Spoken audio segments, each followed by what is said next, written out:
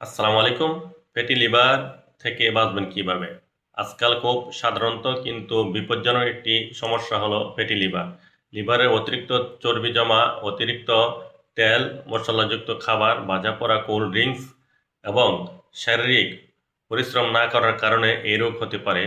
শুরুতে তেমন কোনো লক্ষণ বোঝা না গেলেও অতিরিক্ত ক্লান্তি বা পেটের উপরে ডান দিকে হালকা ব্যথা বা অস্বস্তিকর হতে পারে।